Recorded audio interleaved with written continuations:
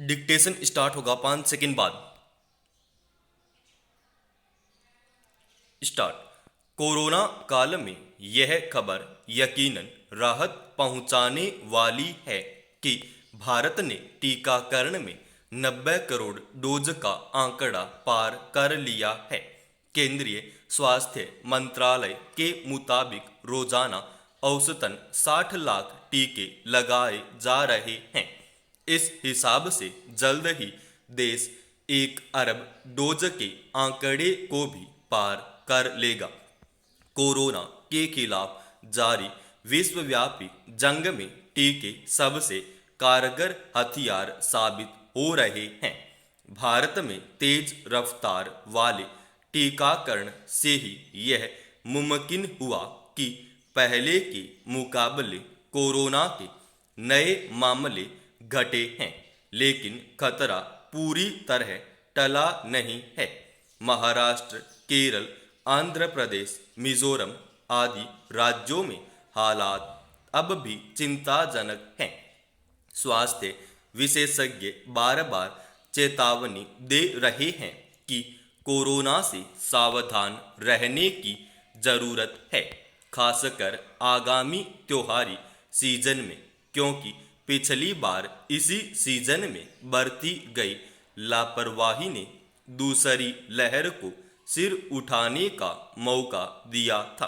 पिछले साल की गलतियां अब दोहराई गईं तो मुसीबत बढ़ने वाली है। इस महामारी से सबसे ज्यादा मौतें अमेरिका में ही हुई हैं। तीसरी लहर का सामना कर रहे इस देश में कोरोना से मौतों का आंकड़ा 7 लाख के पार पहुंच गया है।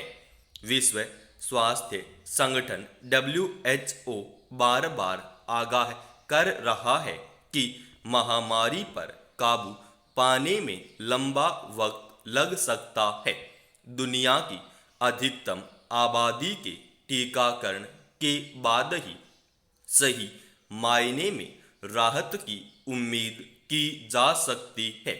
भारत में टीकाकरण अभियान में तेजी के बावजूद फिलहाल 25% आबादी को ही टीके की दोनों डोज लगी हैं, जबकि 70% आबादी कम से कम एक डोज ले चुकी है। 18 साल से कम उम्र वाली आबादी तो अब भी सुरक्षा कवच से दूर है।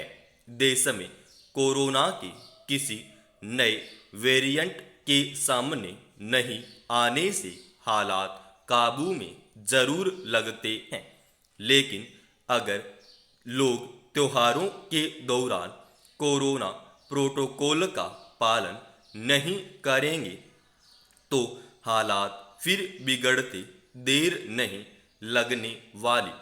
कोरोना के घटते बढ़ते मामलों के बीच अखिल भारतीय आयुर्विज्ञान संस्थान एम्स दिल्ली के निदेशक डॉक्टर रणदीप गुलेरिया ने हाल ही लोगों से अगले 6 से 8 हफ्ते तक सतर्क और जागरूक रहने की अपील की है। नवरात्रि, दुर्गा पूजा, छठ पूजा, दशहरा और दीपावली की तैयारियों के बीच लोग कोरोना नियमों की अनदेखी से जितना बचेंगे उनके स्वास्थ्य के लिए उतना हितकारी होगा। त्योहारों पर भीड़ से बचने के लिए विभिन्न राज्य सरकारों ने गाइडलाइन जारी कर दी है। उम्मीद है सभी नागरिक इसका पालन कर कोरोना को किसी तरह की खतरनाक करवट लेने का मौका नहीं देंगे। संयुक्त राष्ट्र में सुधार को लेकर ज्यादातर राष्ट्र लंबे समय से आवाज उठाते रहे हैं, लेकिन अब तक इस दिशा में ऐसा कुछ भी होता नहीं दिखा है जिससे यह संकेत मिलता हो कि बदली हुई वैश्विक परिस्थितियों में यह निकाय खुद को भी बदलेगा। संयुक्त राष्ट्र संघ की स्थापना को 75 साल हो चुके हैं। तब से अब तक दुनिया में बड़े बदलाव आ चुके हैं। विश्व युद्ध, शीत युद्ध जैसे भयानक दौरों से दुनिया गुजर चुकी है। महाशक्तियों के मायने और स्वरूप बदल चुके हैं।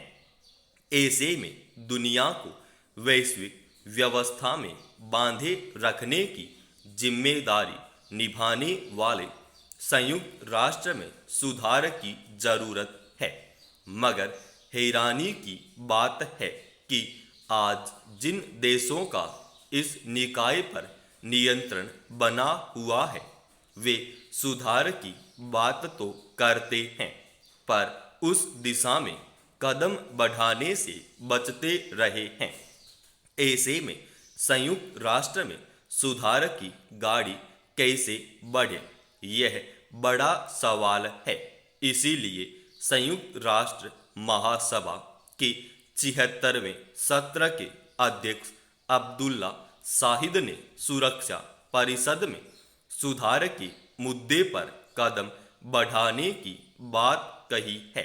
सुरक्षा परिषद में सुधार का मुद्दा दरअसल सदस्यता से जुड़ा है। इस वक्त सुरक्षा परिषद के 5 स्थायी सदस्य अमेरिका, ब्रिटेन, फ्रांस, रूस और चीन हैं। लेकिन ये देश किसी और देश को स्थायी सदस्य के रूप में घुसने देने को राजी नहीं दिखते। इन देशों को वीटो का अधिकार मिला हुआ है। इसलिए तमाम मुद्दों पर ये देश वीटो के अधिकार का इस्तेमाल करते हुए अहम फैसलों में भी बाधा खड़ी कर देते हैं। इसलिए भी सुरक्षा परिषद का विस्तार एक जटिल मुद्दा बन गया है। भारत लंबे समय से सुरक्षा परिषद में स्थायी सदस्यता की मांग करता आया है।